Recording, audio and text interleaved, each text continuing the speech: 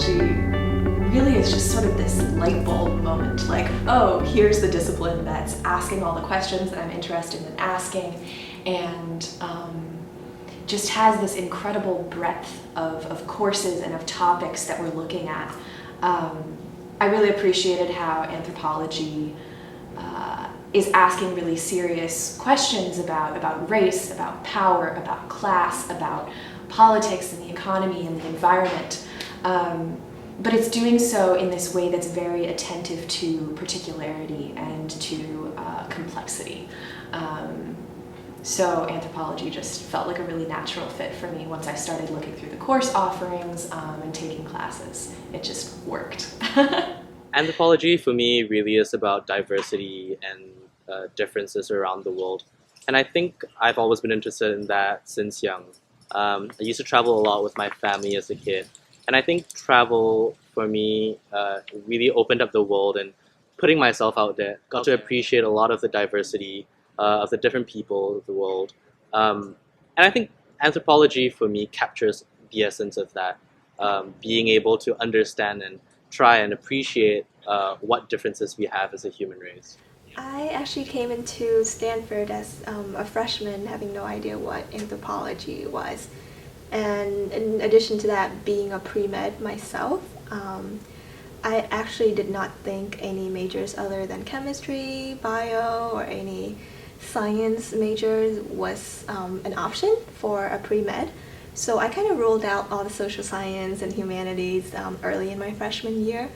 But it wasn't until sophomore year, after taking a medical anthropology course, that I really fell in love with the topics being discussed, as well as the methods used in anthropology. And the major just really helps me hone my writing and reading skills, and also gives me a lot of opportunity to improve on my critical thinking and analyzing skills, which is equally as important, if not more, than what I was learning in my science courses.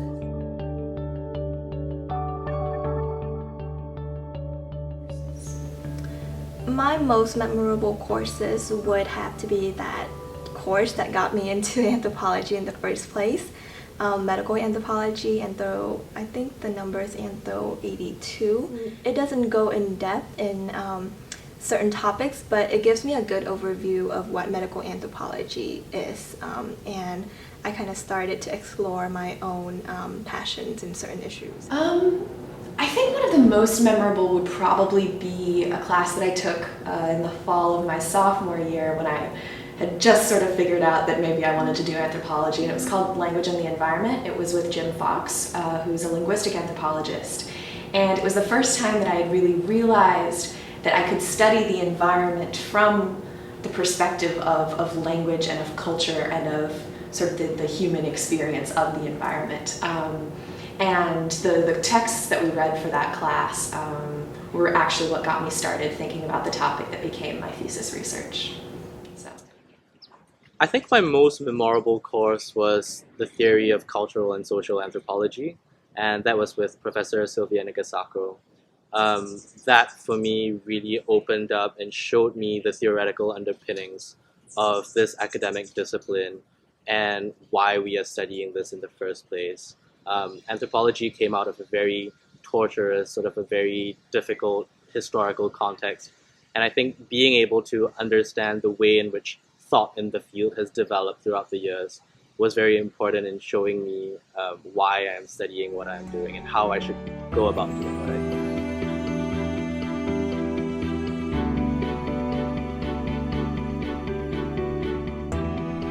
My advice would really be to go into it with an open mind, try everything out and see what really, really interests you. Because at the end of the day, that's what is going to drive your passion. And that's what's going to keep you up at night, working on that paper, and at the end of it, making it all worth it. To take a lot of classes, to just sort of dive into it, take classes on subjects that you think are interesting, and through that you can kind of get to know what anthropology actually means. A lot of people don't have the opportunity to take classes in anthropology in high school. It can be really unfamiliar. What is it that an anthropologist actually does? And I think that the best way to start to understand that is just by jumping right into it. take classes across the different tracks too, because you never really know what's going to grab you.